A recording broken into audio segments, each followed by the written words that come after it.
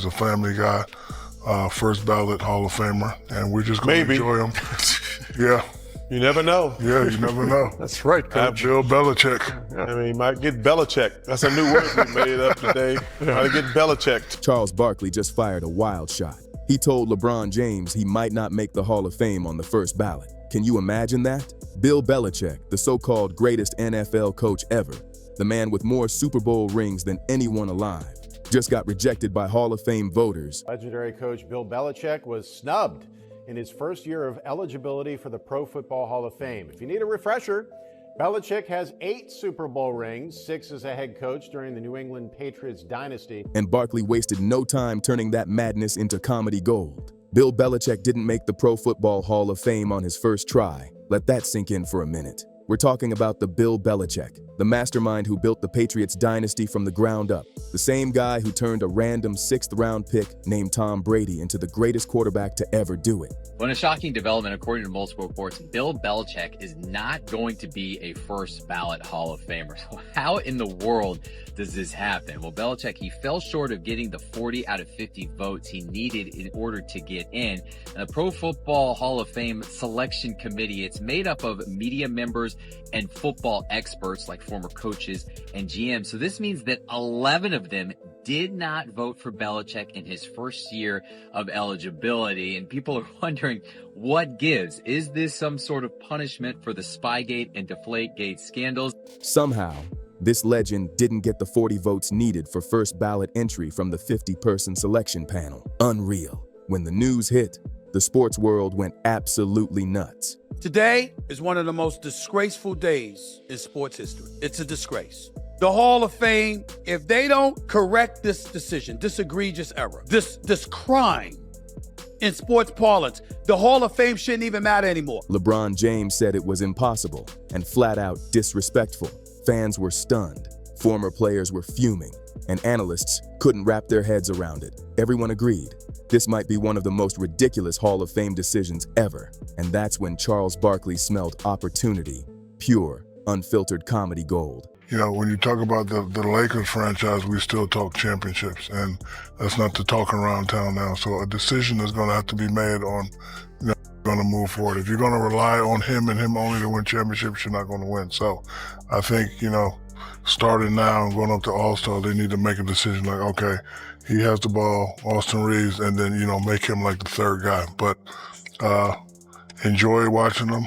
You know, personal friend, seen him when he came in high school, played with him for 2 years, great guy, great leader, always does the right thing. He's a family guy, first ballot Hall of Famer, and we're just going to enjoy him. Yeah.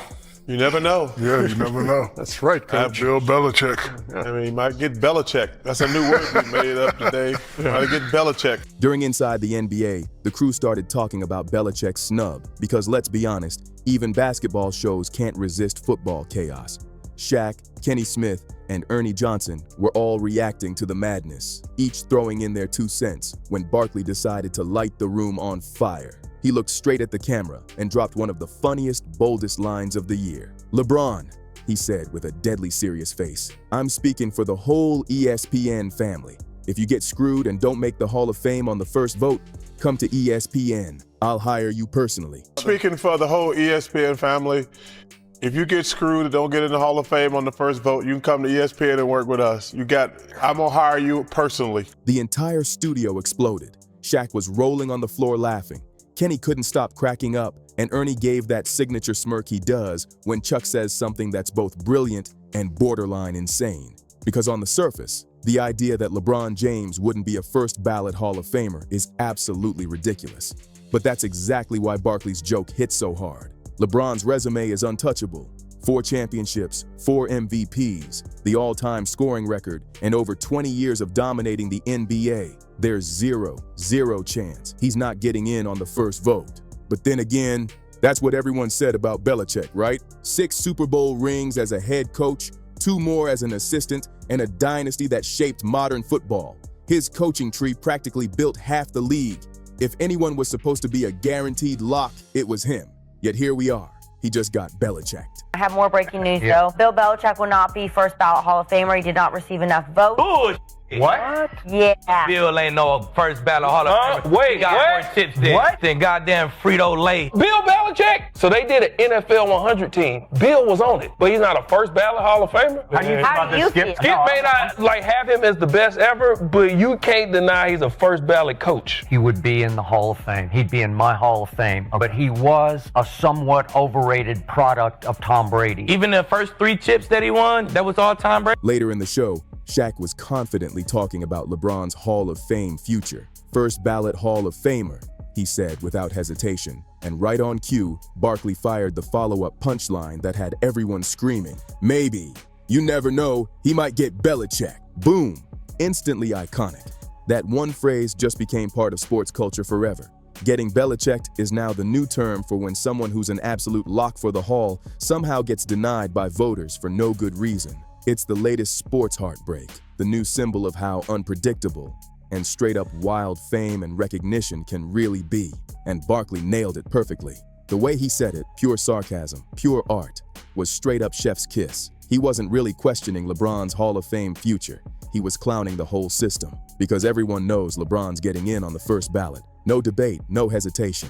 But after watching Bill Belichick get snubbed like that, suddenly, nothing feels guaranteed anymore. If the greatest coach in NFL history couldn't get 40 out of 50 votes, what's stopping basketball voters from doing the same wild nonsense? The joke hit hard because it tapped into something real, something that's been frustrating fans for years. Hall of Fame voting in every sport is supposed to celebrate greatness, right? It's meant to immortalize the best of the best. But lately, these committees have been acting like it's their personal stage to make statements, settle old scores, or flex some ego power. Instead of celebrating excellence, they're out here playing judge and jury with people's legacies. Belichick's rejection makes 0 sense. 0. It's gotta be personal. It can't be about his record or achievements. Maybe some voters still hate him for Spygate, or they resent how much he dominated the league, or they just don't like his stone-faced personality. It's petty, it's political, and it's exactly the kind of thing that turns Hall of Fame voting into a circus. And if that can happen to Belichick, then nobody, not even LeBron James, is technically untouchable anymore.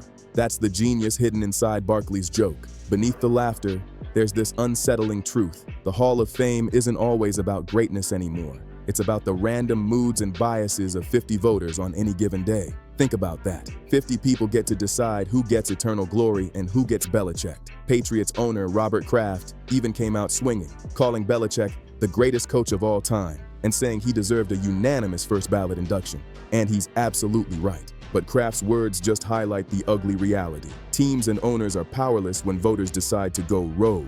Belichick's resume should have been bulletproof, but it didn't matter. The voters made up their minds. It's like greatness itself isn't enough anymore. It's gotta be liked greatness.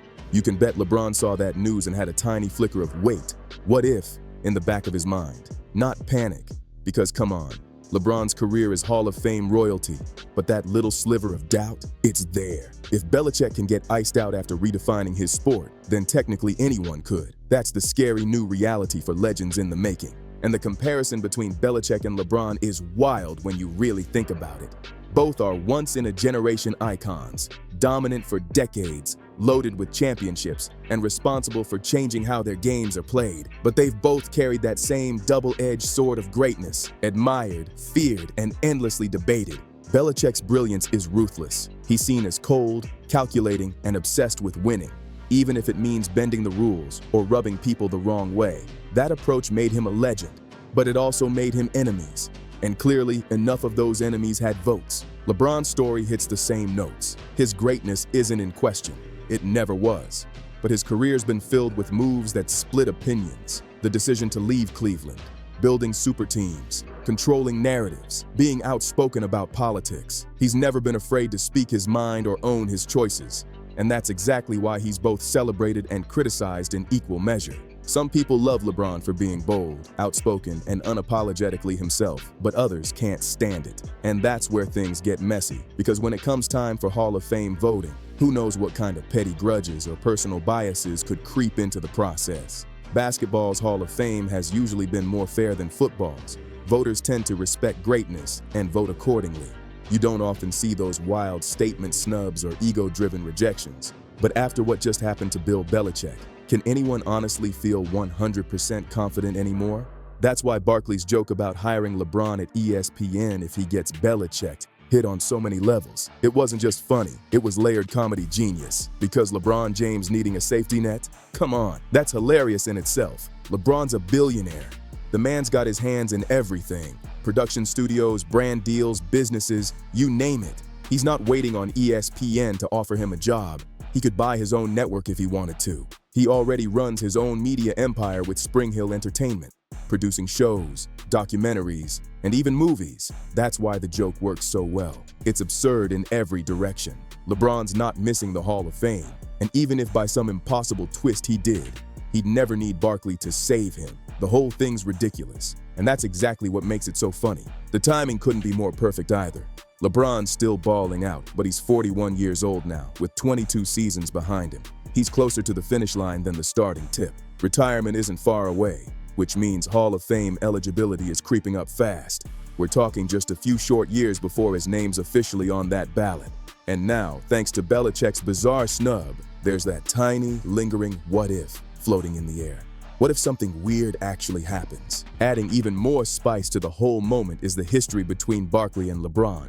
Those two have had tension for years. Barkley's thrown shade at LeBron's choices plenty of times, especially about the decision and his Miami super team era. And LeBron, he's clapped back publicly, calling Barkley out right on the record. So when Barkley cracks a joke about LeBron not making the Hall of Fame, there's just the slightest edge behind it. It's mostly in good fun, but everyone watching can feel that subtle electricity between two legends who respect each other, but don't always vibe. Then you've got Shaq jumping in with his classic confidence. First ballot Hall of Famer, he declared without hesitation. That's the consensus. Nobody actually believes LeBron could be left out, but Barkley tossing in that tiny dose of doubt, maybe he gets Belichicked, was comedic perfection. It's the kind of moment that lives forever on TV. Provocative but not offensive. Hilarious but sharp enough to make people think. And you just know that phrase, getting Belichicked, isn't going anywhere. It's officially part of the sports dictionary now.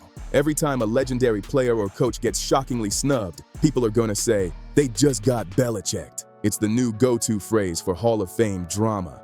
Belichick's snub turned into a full-blown cautionary tale, a reminder that even greatness can be denied when the power lies in the hands of a few voters with opinions and grudges. That's what makes the whole thing so frustrating. It's not like Belichick was borderline. This man defined modern football. His legacy is stamped in history.